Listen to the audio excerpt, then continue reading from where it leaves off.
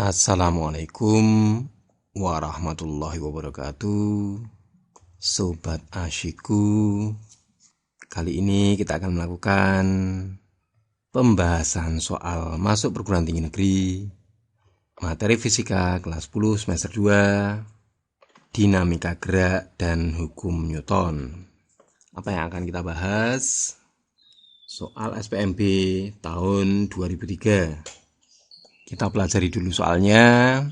Pada gambar sistem katrol, berat benda A dan E masing-masing 100 Newton dan 10 Newton. Apabila tali AC horizontal dan tali AB sejajar bidang miring, serta katrol licin, maka katrol setimbang untuk berat D sebesar titik-titik. Ya, dari soal ini akan kita bahas sistem keseimbangan katrol beserta bidang miring. Oke, langsung aja kita selesaikan. Yang ditanya apa ini? Ya, berat benda D. Kalau kita lukiskan arah berat benda D, arahnya kemana? Ya, ke bawah. Kita tuliskan WD. Karena sistem setimbang dan benda D tidak bergerak, artinya apa? Ya, menurut hukum Newton, sigma F sama dengan 0. Karena ini ada gaya yang ke bawah, tentunya ada yang mengimbangi gaya yang arahnya ke atas. Kita lukiskan gayanya dulu, arahnya ke atas. Namanya gaya apa? Ya, tegangan tali, kita tuliskan T.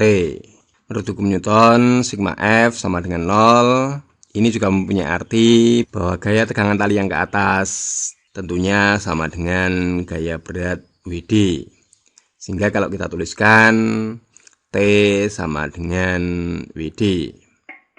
Berikutnya kita perhatikan tali AB. Tali AB ini mempertahankan benda A tidak meluncur ke bawah. Sehingga kalau kita lukiskan gayanya, arahnya kemana? Ya, tentunya dari A menuju B. Namanya gaya apa? Ya, sama dengan ini, yaitu tegangan tali. Karena tali AB dan tali BD setimbang, tentunya tegangan tali AB sama dengan tegangan tali BD. Sehingga kalau kita tuliskan, nilainya sama dengan WD. Loh, kok sama dengan WD? Ingat di sini tadi, tegangan tali ini nilainya sama dengan berat D. Sehingga kalau tegangan tali ini sama, tegangan tali ini pun tentunya sama dengan berat benda D. Berikutnya kita perhatikan gaya yang lainnya. Benda A ini tentunya mempunyai berat. Arah gaya berat kemana? Ya, tentunya menuju pusat bumi. Yang kita lukiskan arahnya vertikal ke bawah. Kita beri nama berat benda A atau WA. Jika gaya berat benda A ini kita proyeksikan tegak lurus dengan bidang miring dan juga sejajar bidang miring, nilainya berapa? Ya, kita perhatikan sudutnya dulu.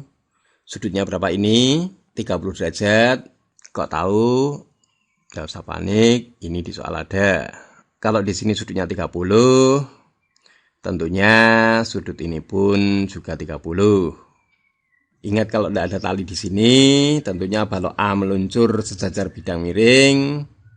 Sehingga kita cari dulu gaya yang sejajar dengan bidang miring ini. Untuk menghitung komponen gaya ini, caranya gimana? Tinggal kita perhatikan proyeksi dari gaya berat benda A. Karena yang mau kita cari adalah gaya yang sejajar dengan bidang miring, sehingga yang kita cari proyeksi yang sejajar dengan bidang miring itu. Nilainya berapa?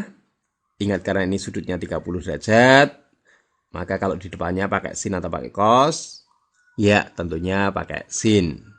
Kalau ini beratnya WA, maka gaya ini nilainya sama dengan WA sin 30. Terakhir kita cari gaya pada benda A yang dipengaruhi oleh benda E. Benda E ini tentunya punya berat yang arahnya kemana? Ya, sama dengan gaya berat sebelumnya, yaitu arahnya vertikal ke bawah.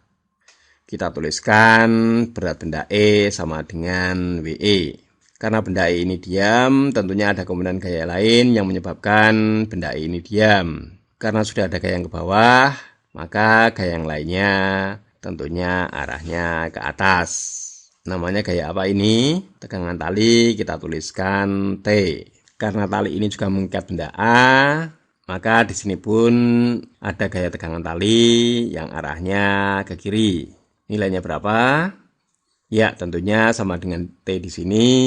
Karena ini setimbang, T ini pun sama dengan berat benda E.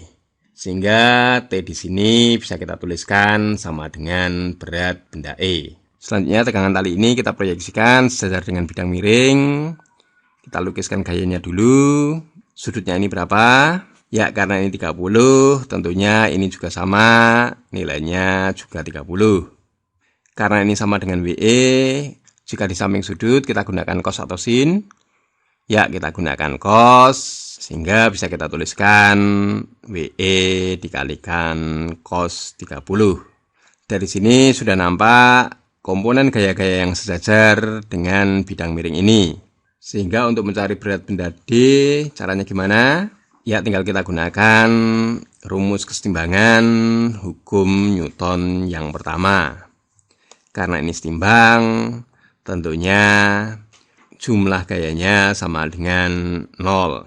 Atau dengan kata lain, jumlah gaya-gaya yang sejajar bidang miring ini nilainya sama dengan 0. Bisa juga diartikan jumlah gaya yang sejajar yang ke kanan atau yang ke atas nilainya sama dengan jumlah gaya-gaya yang sejajar yang ke kiri atau ke bawah. Yang menyebabkan balok naik ke atas yang mana? Ya, tegangan tali ini yang bisa kita tuliskan WD. Nilainya sama dengan gaya-gaya yang mengakibatkan balok meluncur ke bawah. Yang pertama kita tuliskan WA kali sin 30 ditambah WE cos 30. Langsung kita selesaikan. Berat benda D nilainya sama dengan berat benda A berapa? Ya, enggak usah panik. Di soal sudah ada. Nilainya berapa ini? Ya, 100. Sin 30 masih ingat? Ya, setengah. Tinggal kita tuliskan 100 dikali setengah. Ditambah berat benda E cos 30. Berat benda E berapa? Ya, enggak usah panik. Di soal juga sudah ada. Nilainya berapa ini? Ya, 10 Newton. Cos 30 masih ingat? Setengah akar 3. Sehingga bisa kita tuliskan 10 dikali setengah akar 3. Langsung kita rambungkan. Setengahnya 100 berapa? Ya, 50. Ditambah akar 3 berapa? Kalau kita bulatkan satu angka di belakang koma, ya 1,7. Kita kali 10 dulu. 17. Kalau kali setengah, ya 8,5. Di sini ada 50 ditambah 8,5, maka berat benda D langsung jawab nilainya sama dengan 58,5 Newton. Inilah jawabannya. Itulah cara asikku, semoga menjadi cara asikmu juga. Dan ingat, jangan lupa subscribe untuk mendapatkan cara asikku yang lainnya. Tetap semangat belajar, semoga sukses penilaian hariannya, sukses penilaian akhir tahunnya, dan tentunya sukses tes masuk perguruan tinggi sesuai dengan harapan dan cita-cita Anda semuanya. Tetap semangat belajar. Wassalamualaikum warahmatullahi wabarakatuh.